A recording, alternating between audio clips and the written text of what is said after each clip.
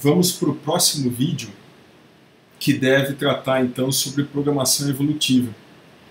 A ideia da programação evolutiva, e que surge aqui no nosso contexto como um terceiro modelo, de acordo com o livro do De Jong, que eu tenho utilizado com vocês nesse preparo de aulas, de videoaulas, é que exista um processo mais determinístico na hora de construir populações.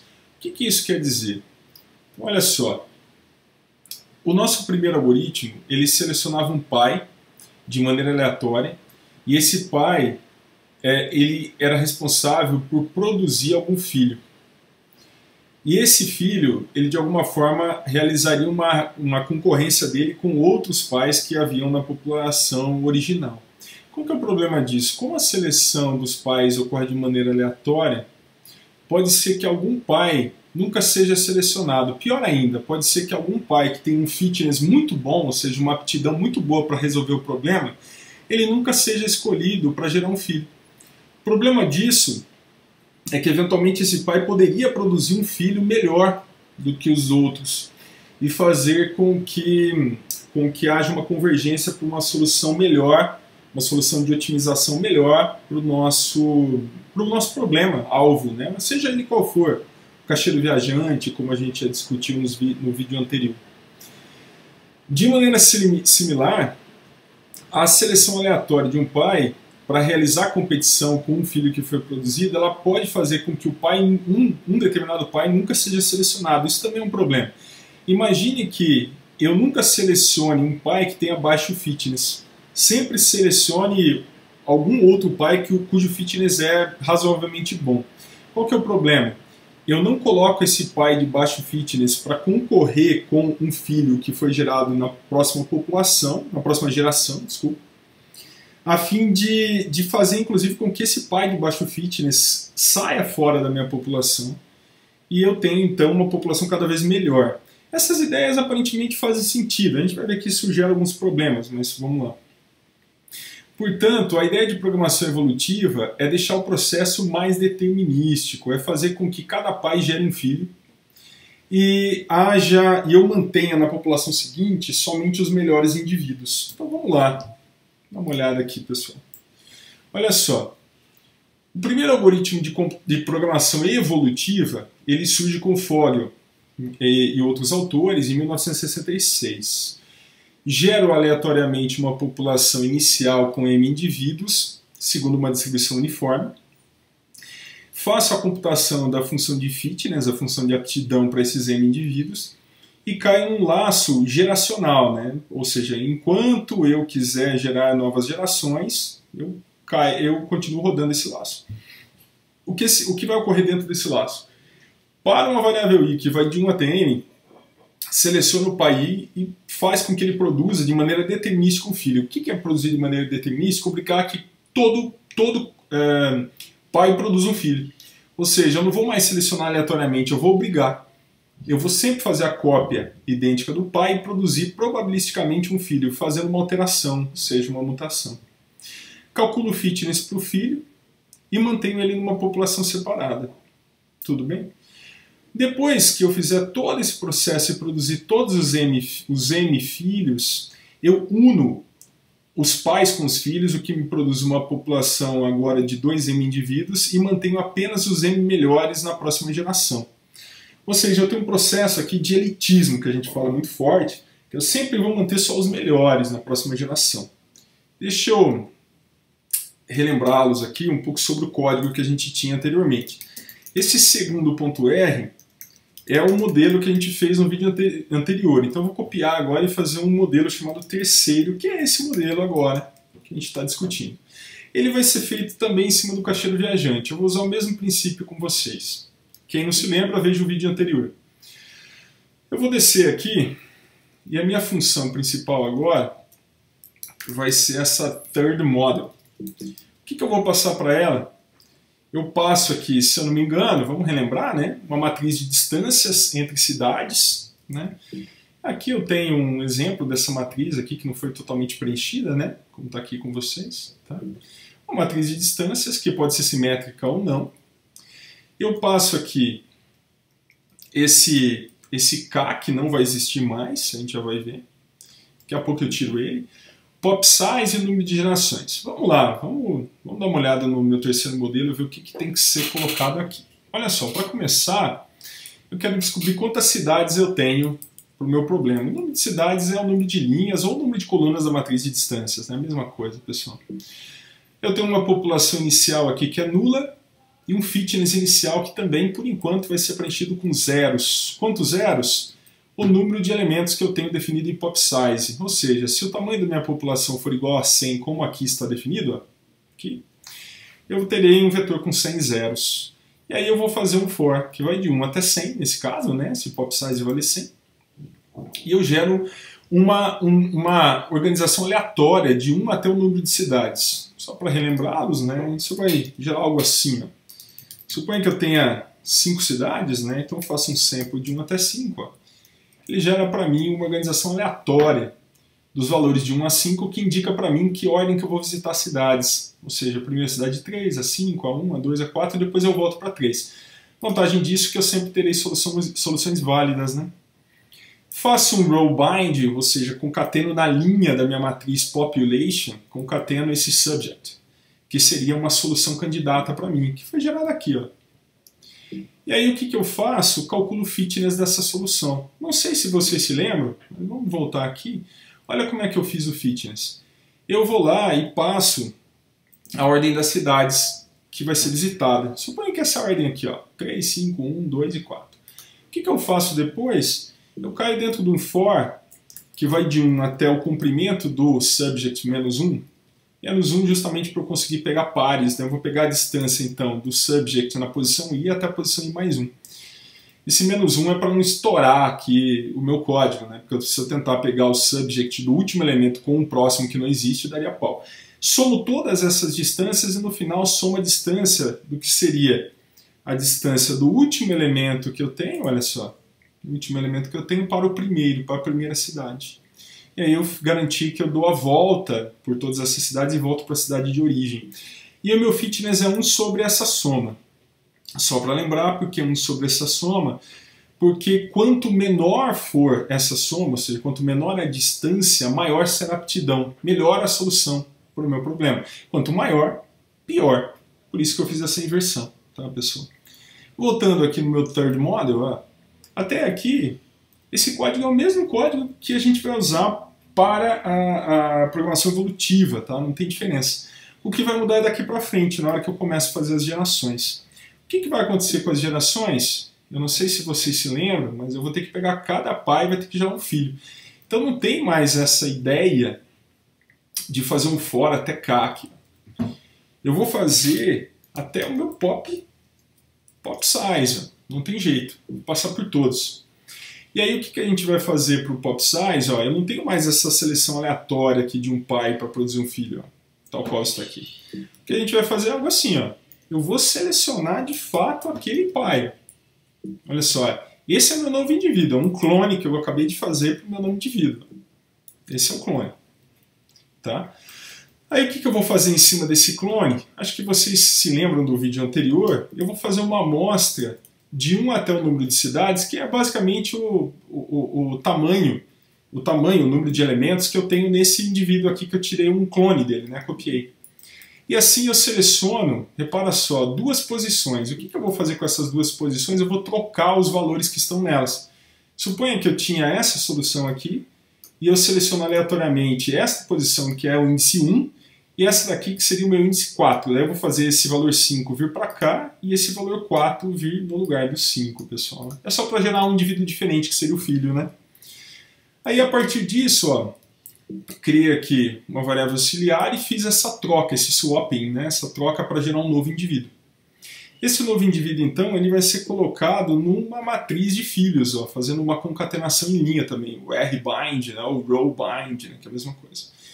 E o meu fitness aqui, ó, eu posso fazer isso aqui com fitness que fica até melhor, ó. Eu vou ter pop size indivíduos também aqui, filhos, né? Então, olha só, quem que vai ser o meu fitness? Eu calculo o fitness e coloco o valor de fitness na posição correta desse vetor chamado Children Fitness, que é esse cara aqui, ó, Children Fitness, beleza? Que foi preenchido com 100 zeros, por exemplo, que é o que esse rep 0 aqui de pop size valendo 100 faria. Qualquer dúvida, pessoal, roda no R isso daqui. Bem fácil, tá? Eu vou voltar no slide com vocês, só para vocês se lembrarem. Olha só. Então, eu acabei de fazer esse selecione um pai, faz uma cópia, altera probabilisticamente fazendo uma mutação, que é exatamente aquele sample que eu troco elementos de posição no vetor para gerar um filho, calculo o fitness do filho e mantenho uma população separada. Depois que eu fiz todo esse processo, unifique as populações. Então, vou voltar aqui com vocês. Ó. O que eu poderia fazer agora? Ó. Eu vou criar um single population aqui com vocês. Ó. Poderia fazer algo assim. Até, tudo bem, vamos fazer isso daqui. Single population. O que vai ser o meu single population?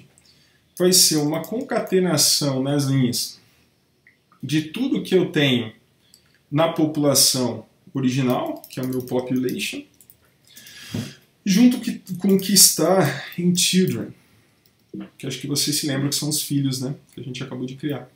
Se vocês se lembrarem também, eu vou ter aqui um single.fitness, que seria o fitness de todo mundo.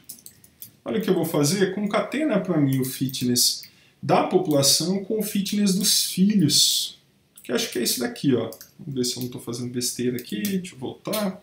Esse o nome da variável é fitness mesmo? É fitness, ó. Tá aqui, ó. Até o mesmo nome da função, inclusive o R deixa, né? O que é uma coisa muito, muito louca. Bem, nesse passo agora, eu não vou fazer essa seleção como eu fazia no modelo anterior. O que a gente vai fazer agora é manter os M melhores. Quem são os M melhores? São os melhores indivíduos de acordo com o fitness. O que eu vou fazer agora? Vou fazer um sort.list em single.fitness. A minha ideia com esse sort.list será assim, ó, decrease igual a true. Então, o que o sort list faz? Deixa eu mostrar aqui para vocês. Olha só. Suponha que eu tenho algo assim, ó, um sort básico, onde eu tenho o número 1, 2, 3, 4 e 5. Repara, sort é só isso. Ele só mantém na ordem. E se eu fizer um decrease true, olha o que ele vai fazer. Ele vai ordenar de forma decrescente. Se eu fizer ponto list, ele vai me dar o ID onde aquele número estava. Olha só que interessante. O número 5 está no índice 5. Vamos trocar isso aqui para ficar mais fácil de enxergar. Ó. Vou fazer assim. Ó. Vamos botar aqui o 4, vamos botar aqui o 5 e botar o 3 aqui. Ó. Olha, na posição 4 tem o maior de todos os números. Posição 1, posição 2, posição 3, posição 4. Ó. Índice 4. No índice 3 tem o número seguinte, que é o maior, né, após o número 5. Então, 1, 2, 3, ou seja, é o 4. Então, ele me dá exatamente os índices onde estão os maiores elementos. Como eu quero os M maiores, o que eu poderia fazer aqui? Ó? Seleciona para mim simplesmente de 1 até pop size. Ó. Seleciona só para mim os pop size melhores aqui. Tá? E aí ele vai me trazer uns IDs aqui. Ó. O que eu poderia fazer com esses IDs? Poderia fazer assim, ó, a nova população na etapa seguinte, ela será a minha single population nesses IDs específicos. E quem que será o meu fitness dessa população? Será basicamente pegar o vetor single fitness e selecionar naqueles IDs específicos. Olha só que interessante. Ou seja, na próxima iteração, na hora que eu voltar aqui no meu laço, ó, quem será, deixa eu voltar aqui com vocês, ó, quem será a minha população onde eu vou iterar sobre cada um dos novos pais para produzir filhos, ó, tal como está aqui nesse fora aqui, ó. Será a população dos M melhores indivíduos que foram produzidos, tá, pessoal? Então só os M melhores permanecem. É assim que esse terceiro modelo funciona. Um modelo relativamente simples, tá? Obviamente ele tem um problema. Como eu sempre mantenho só os melhores, geralmente eu tendo uma solução localmente boa. O que significa isso?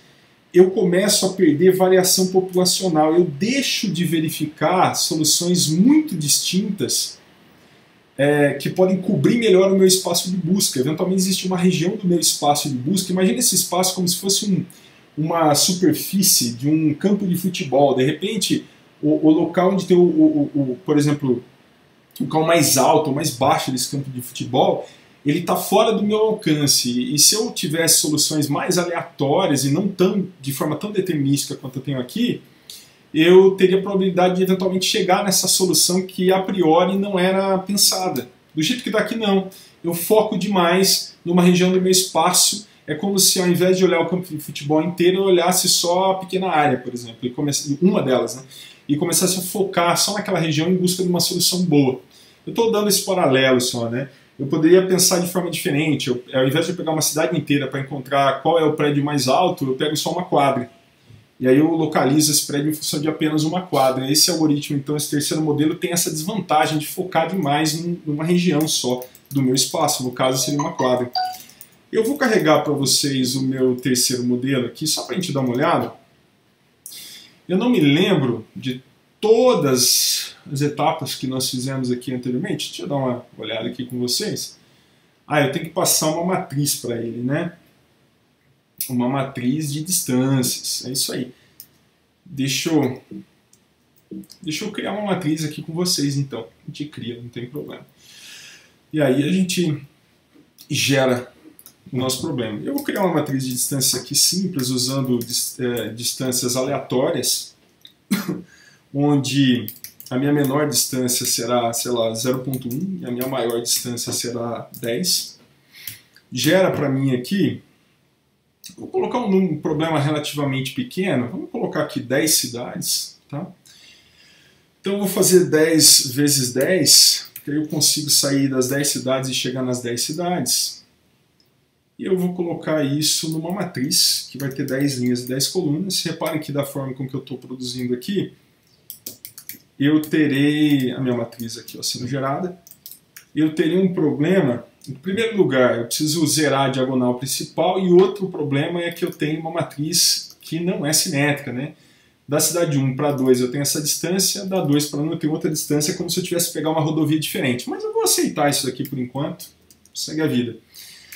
Faço um laço aqui que eu vario de 1 até 10, dizendo que o dist de i,i recebe 0, ou seja, a cidade para ela mesma agora a distância é 0, aí antes não era, da 1 para 1 a distância é 0, vou voltar aqui para vocês olharem, ó. Não era, tá? Isso aqui é só uma forma de eu garantir uma certa coerência, né, com o meu problema, e aí eu vou rodar. Chamo aqui third model, passando a matriz de distância, o número de gerações, sei lá, vou passar aqui, ó, vamos pôr assim, ó. Eu gosto de pôr nome de variável aqui, acho que fica legal da gente enxergar. O número de gerações, generations, vamos supor que seja, sei lá, isso aqui tá 100, eu por 100 mesmo. E o tamanho da população, pop size, por 100 também, pessoal. E vou coletar aqui o resultado no final, aqui, ó. Vai rodar e vai coletar o resultado para mim. Então, no resultado, da mesma forma, não sei se vocês se lembram, a gente já coletava média e desvio já no vídeo anterior, né? Média e desvio do fitness. Eu vou plotar para vocês. Plot aqui R de 1,2. Então, olha só o que acontece com a qualidade média. Ela melhora, faz todo sentido, né? Melhora ao longo do tempo, eu começo a melhorar meus indivíduos. E a 1,3, que seria o desvio padrão, se eu não me engano, o desvio começa a cair conforme ele deveria cair mesmo. Vamos conferir aqui se é o desvio, porque eu queria que fosse o desvio ou a variância. É o desvio, beleza. Que é o que faz sentido, né? Tem que cair. Deixa eu rodar com um problema maior, já que rodou rapidinho, só para a gente brincar um pouco aqui. Eu vou colocar 1000 gerações. Só para vocês darem uma olhada no resultado, acho que vale a pena. Vou colocar a média do fitness de novo, vamos lá. Média de fitness, acho que é esse cara aqui, isso. Olha só, a média chegou numa estabilidade que eu considero até que foi rápido demais, ó. Com poucas gerações ele estabilizou muito rapidamente. Isso aqui se deve tipicamente por conta da falta de variação na população, como eu comentei com vocês. Como cada pai gera filho, obrigatoriamente, eu reduzo essa possibilidade de variação populacional, garantindo com que um pai sempre gere filho. Olha só o que acontece com o desvio. O desvio vai cair um monte, né? Olha só, cai e fica estável. Tá? O problema da programação evolutiva, determinismo. Você começa a cair numa situação em que não há variação populacional significativa, logo você foca muito numa região do espaço, como eu falei para vocês, quero procurar o prédio mais alto de uma cidade, mas procuro numa quadra só, ou em duas. Quando na verdade, se eu permitir mutações mais distintas, eu consigo cobrir melhor o meu espaço e procurar em mais quadras do que apenas em uma, tá? Ou em duas, ou em três, ou seja, eu tenho uma maior possibilidade de variação. Obviamente, quando eu tenho muita variação também é ruim, porque eu começo a variar demais e não foco numa região do meu espaço. O ideal é ter uma mistura entre essas duas coisas, focar um pouco numa região do espaço, sem, contudo, deixar de variar também um pouco a minha população. Isso vem de forma um pouco mais clara com a evolução dos algoritmos de computação evolutiva. A gente vai ver alguns outros depois. Se inscrevam, pessoal. É isso aí. Um abraço.